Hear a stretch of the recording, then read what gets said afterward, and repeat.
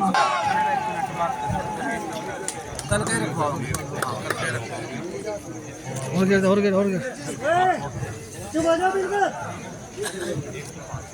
पर गांव हसनपुर में उपस्थित सभी मेरे बड़े बुजुर्ग भाई, मेरी माताएं, बहनें, सम्मानित मंच, आप सभी को नमस्कार। और सबसे पहले मैं आप सभी का धन्यवाद देना चाहती हूँ। इतना सुंदर कार्यक्रम आपने हमारे लिए रखा और सभी लोग यहाँ इकट्ठा हुए हमारी बात सुनने के लिए, तो आप सभी का तहे दिल से शुक्रिया। और खास तौर पर शुक्रिया हमारे अध्यक्ष जी पदम सिंह राय जी, पूर्व चेयरमैन जय सिंह सैनी जी, अजब सिंह शास्त्री जी, मास्टर रमेश चंद जी, डॉक्टर श्रवण जी, राजेंद्र सैनी जी, अनुज मुखिया जी, बाबू प्रजापति जी, आशीष जी पूर्व प्रधान, वतन सिंह सैनी जी, मान्य संजय जी, डॉक्टर मुकेश सैनी जी, राज सिंह कश्यप जी, और हमारे साथ सुबह से अपना कीमती वक्त दे रहे शेर सिंह राणा जी और बाबरी से तीनों अंकल, मुस्तकीम प्रधान जी, अनम चौधरी। आज बहुत देर से मैं ये सोच रही थी कि आज आपके बीच हम आए, और ऐसा क्या हुआ कि इतनी बड़ी तादाद में पूरा गांव यहाँ उपस्थित है, जहां से मेरे ख्याल में 80-90% वोट पिछली बार 2019 में भाजपा को मिला।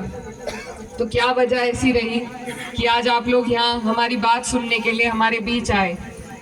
और इसमें सिर्फ एक ही जवाब आता है ध्यान में कि जब कोई प्रतिनिधि अपने लोगों की देखरेख ना करे, उनके बीच ना जाए, उनकी आवाज ना बन सके, उन्हें दरकिनार करे, तभी ये वजह बनती है कि लोग मायूस होकर दूसरे की तरफ जाते हैं। आज आप लोग यहाँ एकत्रित हैं सिर्फ इस वजह से कि आपने जिस पार्टी को वोट दिया, बिना मांगे 90% आपने वोट दिया, वहाँ उनके प्रतिनिधि को, आपके जो यहाँ से प्रतिनिधि हैं, उन्हें आपकी वोट की कदर नहीं थी। और कदर इसलिए नहीं थी क्योंकि ना तो वो आपके बीच वोट मांगने आए और ना अभी तक आए हैं, शायद इस बार भी।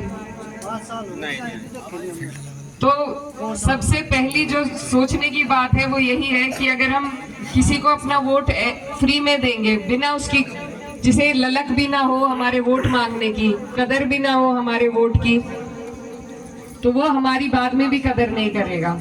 जब वो अपनी जरूरत के टाइम पर कदर नहीं कर रहे, तो वो बाद में भी आपकी कदर नहीं करेंगे। और यही वजह है कि आज आप लोग यहाँ पर इकट्ठा हुए हैं। मेरे पिताजी भी यहाँ से सांसद रहे और वो हमेशा एक ही बात कहते थे कि किसी भी नेता का कोई धर्म नहीं होता, कोई जाति नहीं होती। एक नेता का फर्ज है और उसका धर्म, उसके जनता का धर्म ही उसका धर्म है, उनकी जाति ही उसकी जाति है। अगर वो किसी एक जाति की तरफ झुकाव करने लगे, पक्षपात करने लगे, तो वहीं से उसका पतन शुरू हो जाता है। तो उन्हीं की ये विचारधारा है जिसको मैं आगे लेकर बढ़ना चाहती हूँ। और आपसे वादा करती हूँ कि आज जो ये कर्ज आपने मुझ पर चढ़ाया है, इतना सम्मान देकर, इतना प्यार देकर, ये मैं कभी नहीं भूलूंगी। और आपकी हर लड़ाई में, आपकी हर लड़ाई में, आपके हर काम में, आपकी सेवा के लिए कंधे से कंधा मिलाकर मजबूती से आपसे आगे रहने का काम करूंगी। इकरा हसन जिंदाबाद, चौधरी इकरा हसन जिंदाबाद, समाजवादी पार्टी जिंदाबाद, समाजवादी पार्टी। ये जो चुनाव है, ये बहुत बड़ा चुनाव है, हमारे देश की सरकार को बनाने का, बदलने का चुनाव है। और हमारी पार्टी, समाजवादी पार्टी ने एक नारा दिया है पीडीए का, पिछड़ा दलित अल्पसंख्यक।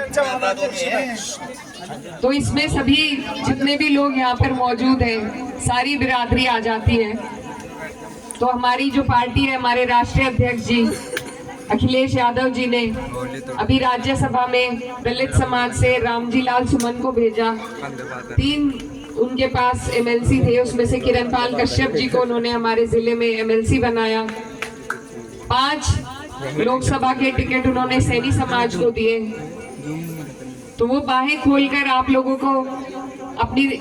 लोगों का स्वागत कर रहे हैं, आपको सम्मान दे रहे हैं। मेरी आपसे यही गुजारिश है कि आप लोग भी ऐसी जगह पर अपना जुड़ाव करें जहां आपको हिस्सेदारी मिले, जहां आपको सत्ता की साझेदारी मिले, जो आपका सम्मान करे, सिर्फ आपका वोट लेकर आपको भूलने का काम ना करें।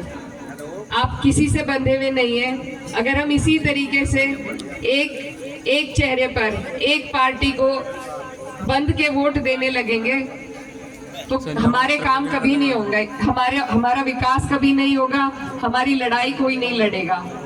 तो यही बात है जो आपको मैं कहने आई हूँ, आपसे निवेदन करने आई हूँ कि आप लोग योग्यता के ऊपर वोट दीजिए, न सिर्फ इस बात पर कि कोई एक पार्टी कह रही है, एक चेहरे के ऊपर, क्योंकि हमारी सीट पर मोदी जी नहीं काम करने आएंगे, ना मुख्यमंत्री काम करने आएंगे। यहाँ के काम, यहाँ की परेशानियों का निस्तारण यहीं का जनप्रतिनिधि करेगा। और जब तक आप वो प्रतिनिधि ठीक नहीं चुनेंगे तो इसी तरह की समस्या हमारे सामने खड़ी रहेंगी। हमारे क्षेत्र में डबल इंजन की सरकार का 5 साल में कोई लाभ नहीं पहुंचा, क्षेत्र का कोई इस तरीके से विकास नहीं हुआ, कोई योजना ऐसी नहीं आई जिससे आपका हमारा कल्याण हो सके। और बाकी सारी जो मुद्दे हैं वो भी आपके सामने हैं। लगातार महंगाई बढ़ती जा रही है, बेरोजगारी बढ़ती जा रही है, भ्रष्टाचार बढ़ता जा रहा है, बिजली के बिलों का बुरा हाल है। आजकल गांव में भी इन्होंने मीटर लगा दिए, आपकी ट्यूबवेल पे भी मीटर लगा दिए। लेकिन जब बात लाभकारी योजना की होती है, जब पेंशन देने की बात आती है, जब हमारे फायदे की बात आती है, तो तब सरकार के पास पैसे खत्म हो जाते हैं। लेकिन वैसे इनके पास पैसों की कमी नहीं है, बस नीयत की कमी है, नीयत में खोट है। तो ये बात आपको हमें समझनी है। मैं क्षेत्र की बेटी हूँ और आज आपके बीच आई हूँ, आपकी भी बेटी हूँ। मुझे बड़ी जिम्मेदारी मिली है पार्टी की तरफ से, और ये जिम्मेदारी मैं अकेले नहीं निभा सकती, इसमें मुझे अपने सभी बड़ों की जरूरत है।